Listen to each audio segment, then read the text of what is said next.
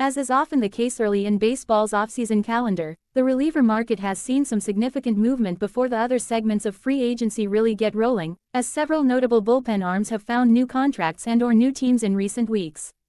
It began with the Cubs inking right-hander Phil Maton to a 2-year, $14.5 million deal, a sensible match considering the vacancies in Chicago's bullpen and Maton's sneaky strong 2025.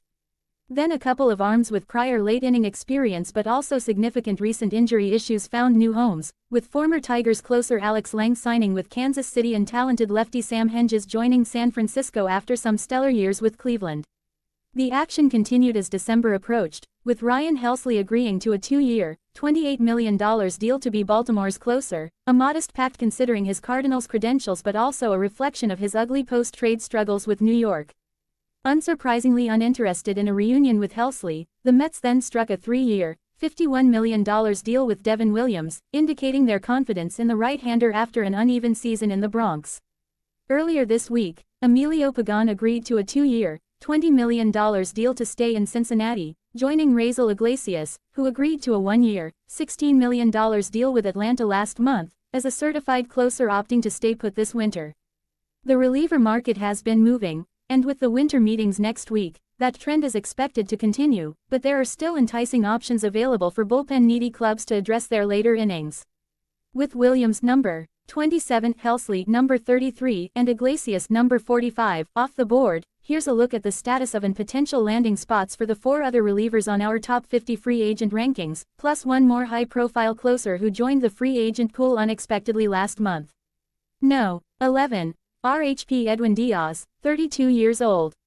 Edwin Díaz, RP, NIM number 39.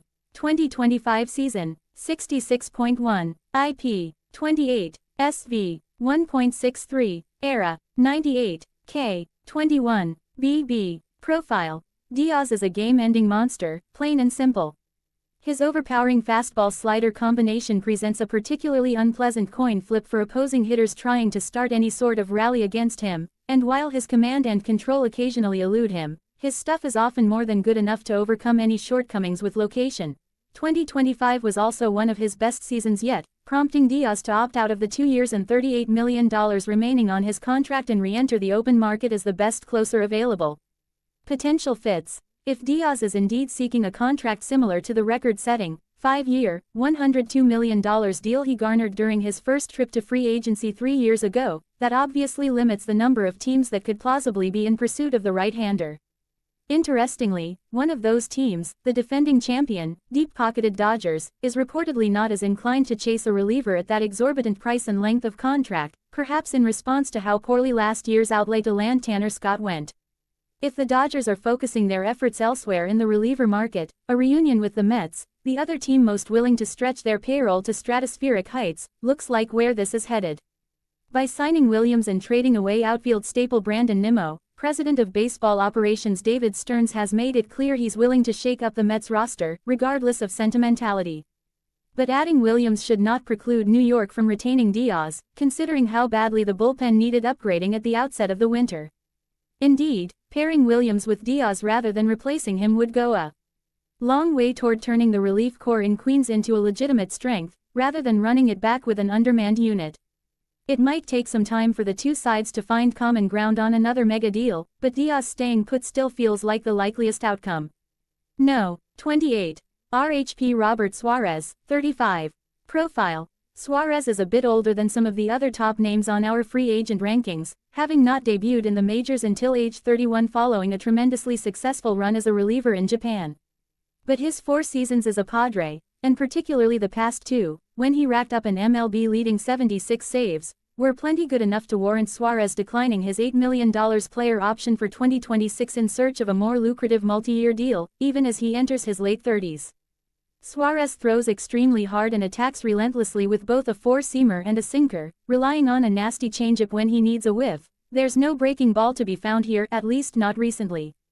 But because of his top-tier velocity and rare ability to fill up the strike zone as a modern, late-inning reliever, Suarez has been tremendously effective and should continue to be as long as he's lighting up radar guns.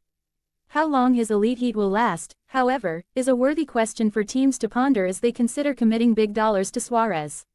Potential fits. If Díaz ends up returning to Queens, Suarez could be primed for a bidding war between the defending pennant winners to land him on a shorter-term, high AAV deal.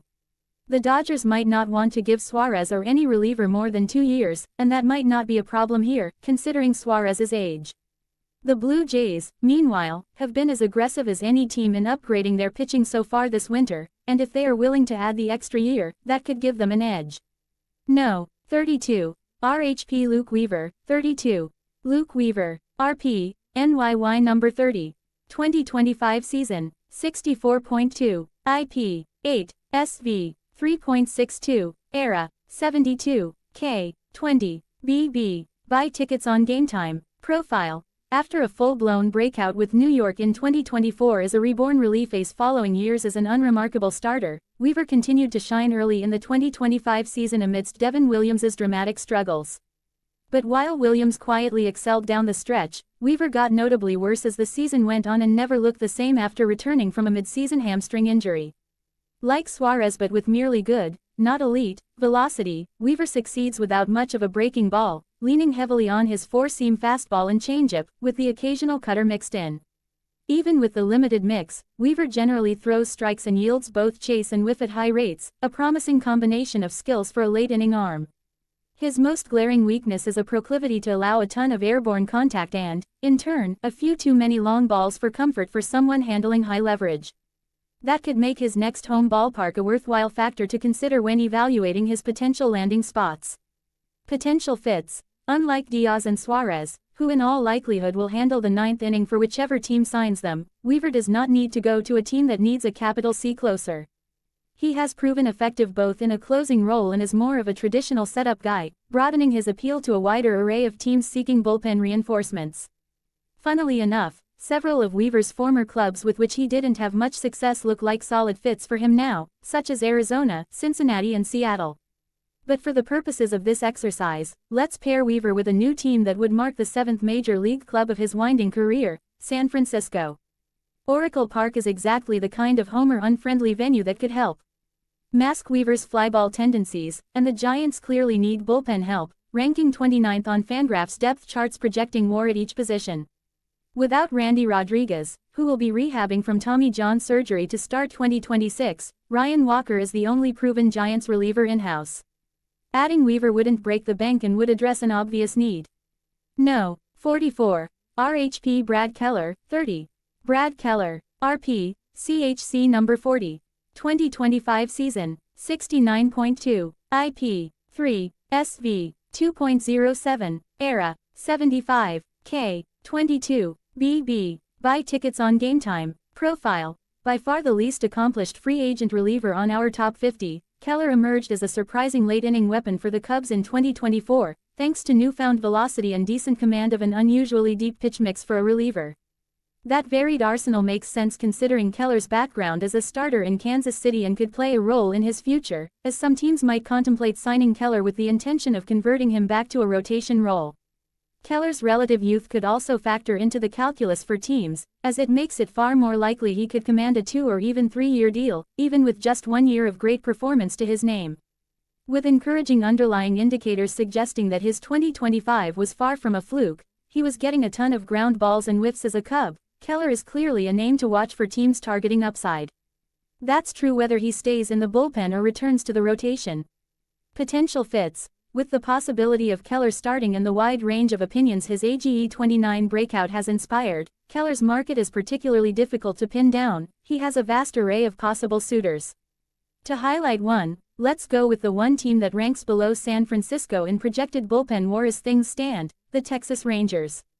Outside of left-hander Robert Garcia, who was acquired in a trade last winter, the Rangers have a boatload of bullpen innings to backfill, with the likes of Hobie Milner, Sean Armstrong, Jacob Webb, Chris Martin and Phil Madden hitting free agency.